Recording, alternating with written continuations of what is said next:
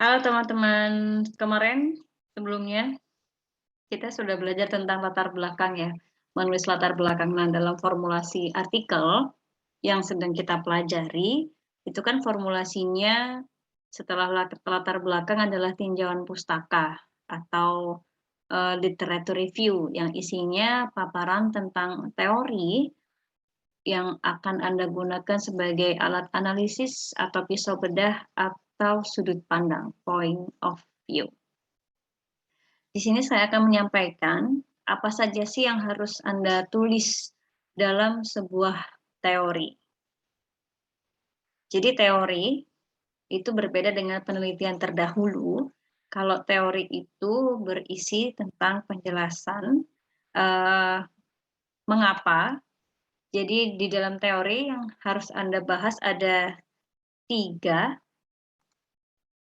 Yang pertama,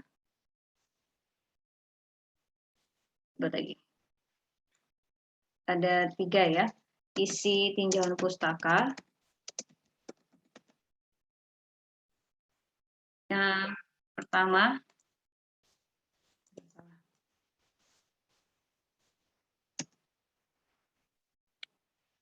itu adalah penjelasan dari teorinya itu apa. Yang apa ya? Penjelasan.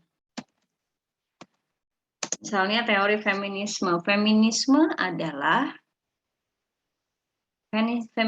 merupakan jadi penjelasan dari substansi.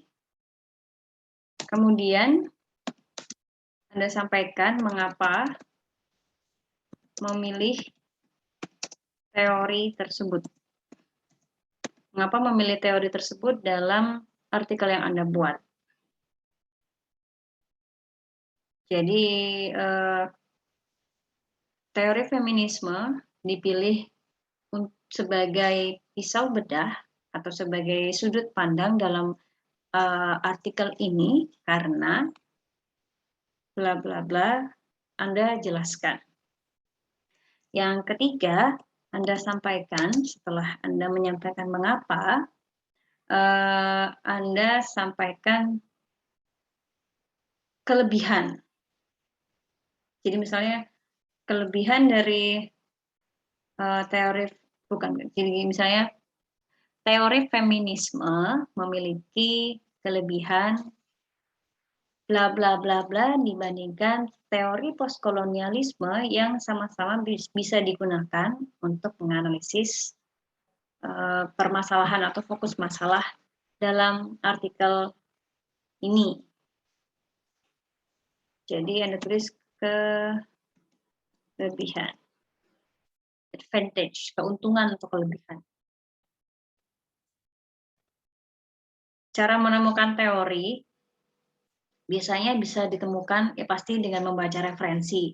Anda bisa menemukan di artikel jurnal ilmiah atau di buku Indo.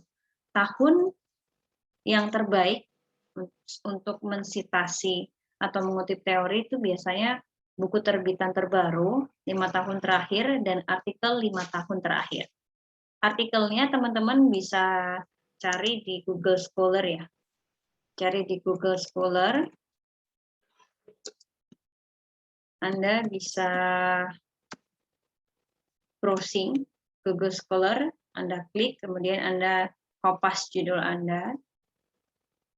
Ketika sudah menemukan artikel-artikel yang sesuai, Anda bisa melakukan pencarian lebih lanjut. Coba kita praktekkan ke Google Scholar dulu.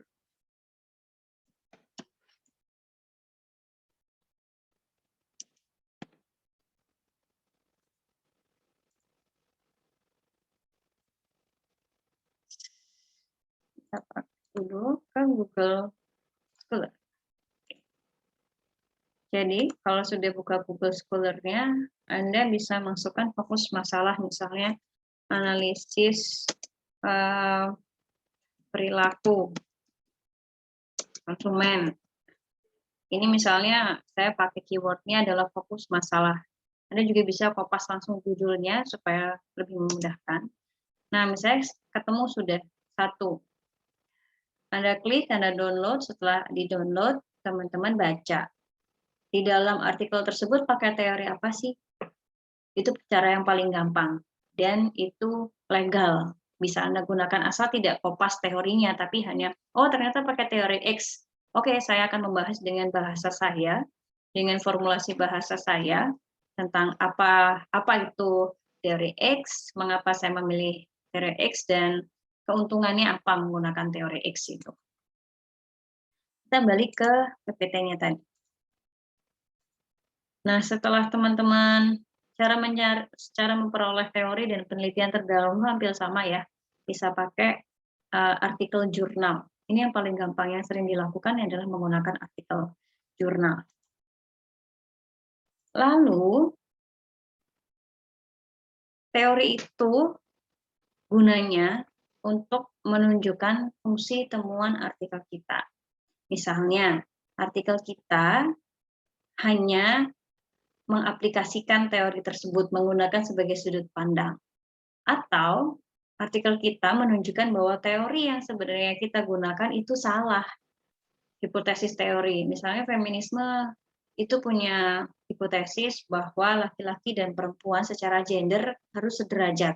Ternyata di dalam case yang Anda ambil, Anda analisis dengan teori tersebut, justru tidak menghasilkan kesetaraan gender, malah ketimpangan gender, namanya memfalsifikasikan. Membuat salah lah bahasa sederhananya, tapi juga bukan membuat salah secara harfiah ya. Terus ada mengombinasikan, misalnya Anda membutuhkan dua sudut pandang ya, feminisme dan strukturalisme. Kemudian Anda menggabungkan menjadi struktur feminisme. Itu mengombinasikan, tapi kebanyakan teman-teman itu menggunakan yang mengaplikasikan. Kalau penelitian terdahulu kita sudah bahas di latar belakang, itu menunjukkan state of the art dan kontribusi ide artikel.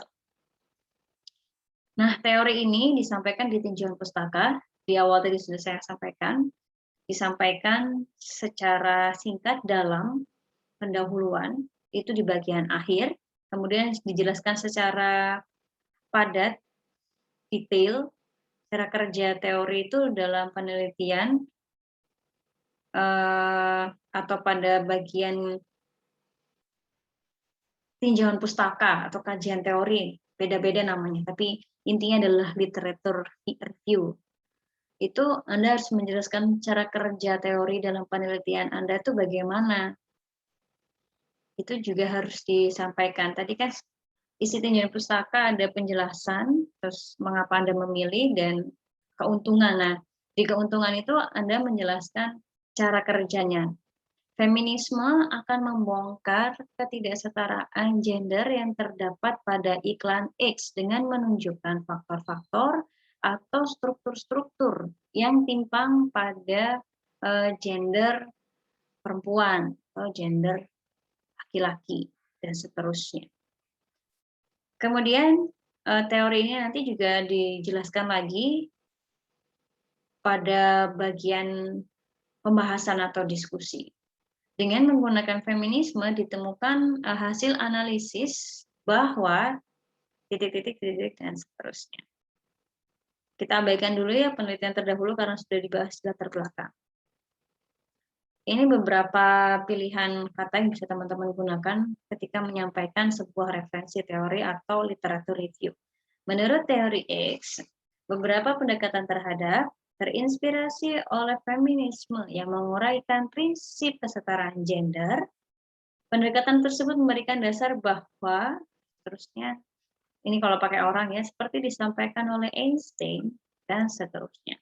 Jadi pada kajian pustaka, ini yang mau saya tekankan, di bagian kajian pustaka, teman-teman harus menjelaskan teori pada kajian pustaka, dijelaskan tentang teori secara detail dan operasional.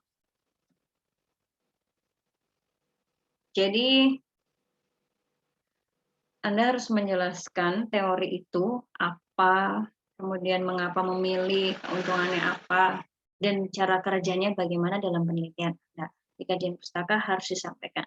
Biasanya dalam artikel kajian pustaka itu satu halaman sudah lebih dari cukup.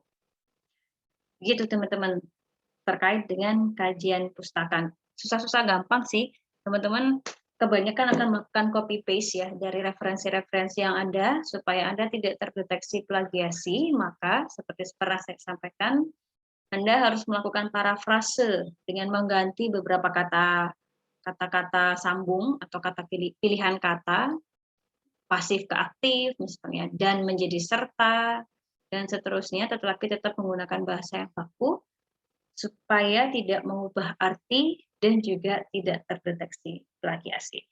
Semoga bermanfaat teman-teman. Sampai ketemu di materi keren selanjutnya. Sampai jumpa.